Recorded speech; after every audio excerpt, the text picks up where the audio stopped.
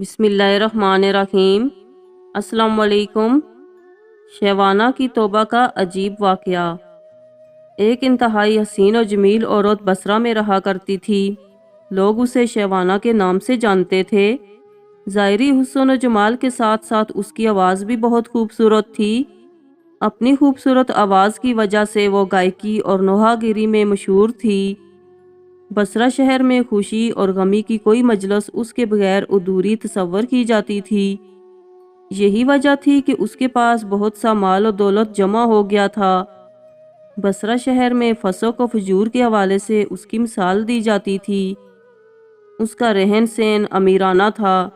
وہ بیش قیمت لباس زیب تن کرتی اور گراں بہا زیورات سے بنی سنوری رہتی تھی۔ ویڈیو کی طرف جانے سے پہلے آپ سے ریکویسٹ ہے، میرے چینل کو سبسکرائب کریں اور بیل نوٹیفیکیشن کو آن کر دیں تاکہ نئی آنے والی ویڈیو آپ تک پہنچ سکے۔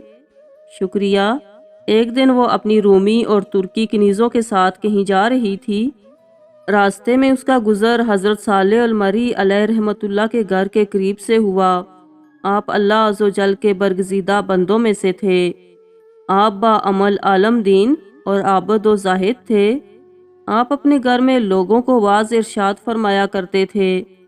آپ کے واعظ کی تاثیر سے لوگوں پر رقت طاری ہو جاتی اور وہ بڑی زور زور سے آؤ بکا شروع کر دیتے اور اللہ عز و جل کے خوف سے ان کی آنکھوں سے آنسوؤں کی جڑیاں لگ جاتیں۔ جب شیوانہ نامی عورت وہاں سے گزرنے لگی تو اس نے گھر سے آؤ فغاں کی آوازیں سنی۔ آوازیں سن کر اسے بہت غصہ آیا۔ وہ اپنی کنیزوں سے کہنے لگی، تعجب کی بات ہے، یہاں نوحہ کیا جا رہا ہے اور مجھے اس کی خبر تک نہیں دی گئی۔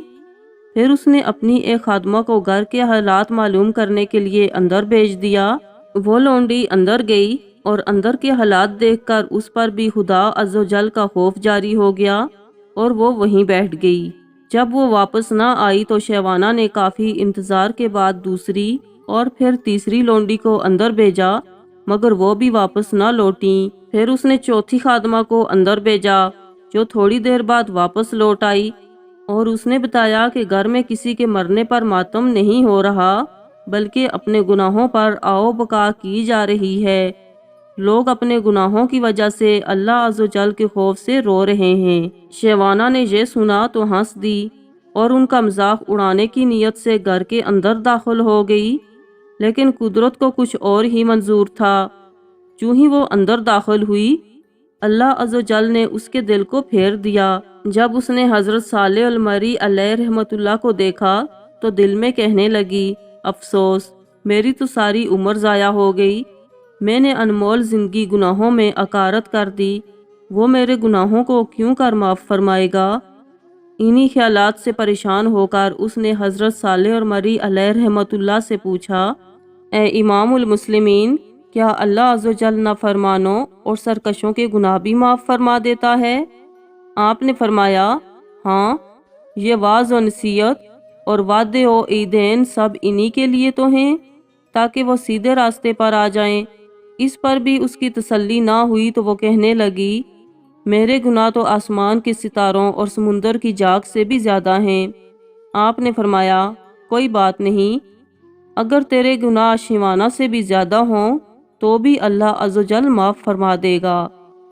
یہ سن کر وہ چیخ پڑی اور رونا شروع کر دیا اور اتنا روئی کہ اس پر بے ہوشی طاری ہو گئی۔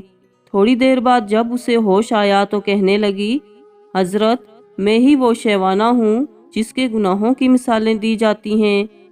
پھر اس نے اپنا قیمتی لباس اور گراں قدر زیور اتار کر پرانا سا لباس پہن لیا اور گناہوں سے کمایا ہوا سارا مال غربا میں تقسیم کر دیا اور اپنے تمام غلام اور خادمائیں بھی آزاد کر دیں۔ پھر اپنے گھر میں مقید ہو کر بیٹھ گئی۔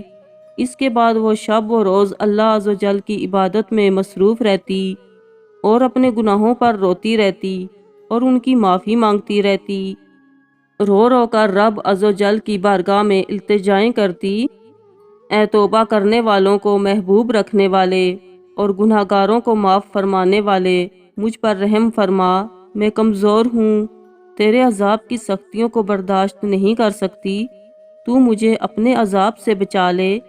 اور مجھے اپنی زیارت سے مشرف فرما۔